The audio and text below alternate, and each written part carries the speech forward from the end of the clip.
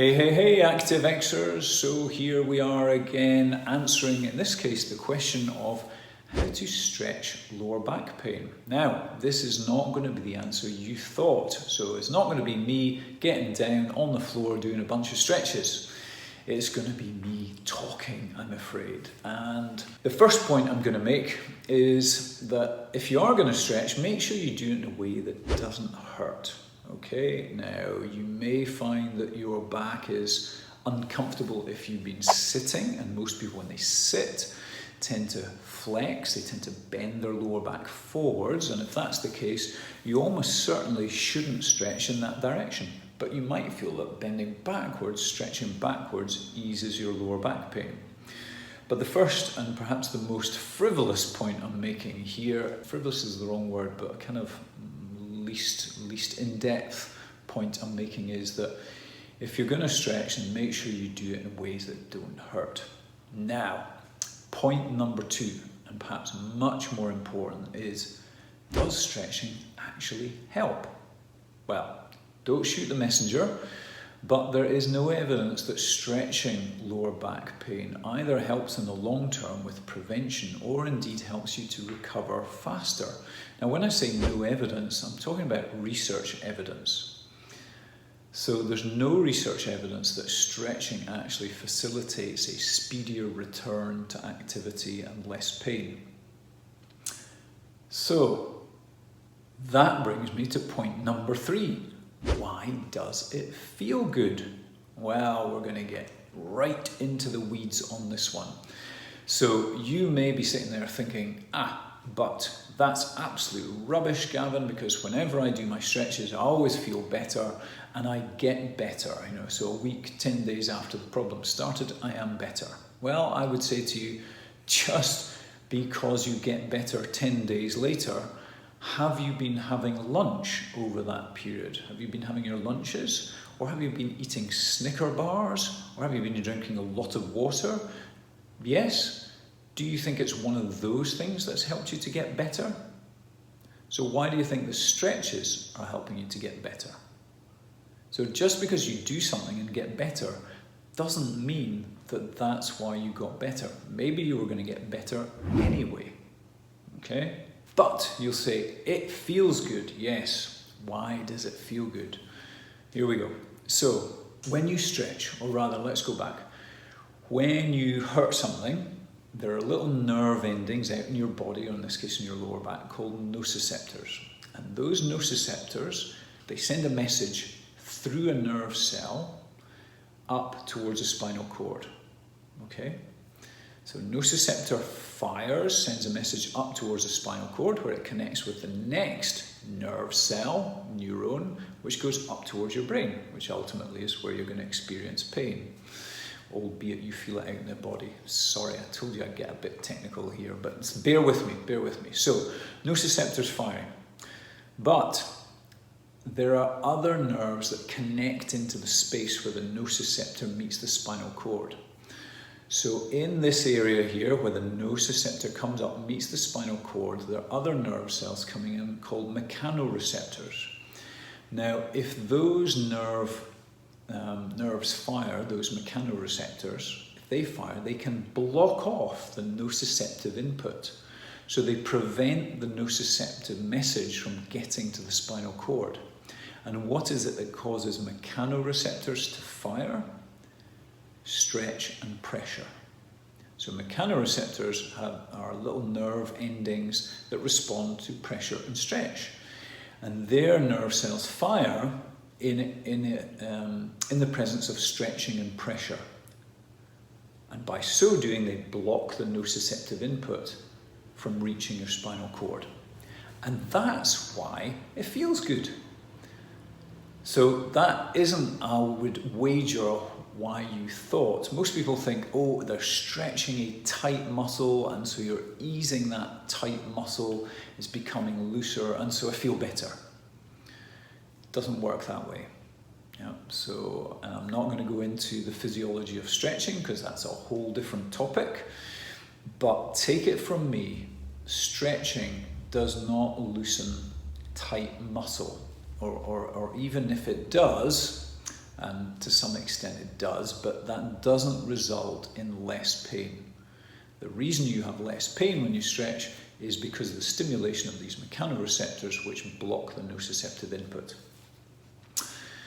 So it feels good because it blocks the nociceptive input. Now, does that mean that's a bad thing? Well, not in itself, but this takes me on to point number 4. And just because it doesn't hurt, or indeed just because it feels good, does that mean it is good? Or at the very least, does it mean that it isn't bad? Is it possible that you could be stretching and actually preventing healing from taking place? You guessed it, you're ahead of me. The answer to that one, is the leading question, is yes. And I have a very specific scenario in mind, but there will be others. So let's imagine you have, as some people do, and don't get carried away with this thought because it may not relate to you, you may not have a disc problem, but if you have a tear in the disc at the bottom of your lumbar spine, at the back of the disc, so let's imagine this is the back, this is the front, here's your lumbar spine arching forwards. If you have a tear back here at the bottom of the spine, as you bend forwards, bend the spine that way, you're stretching the back of the disc. And when you do that, you can cause little tears in any scar tissue that's forming. And that puts you back in terms of recovery.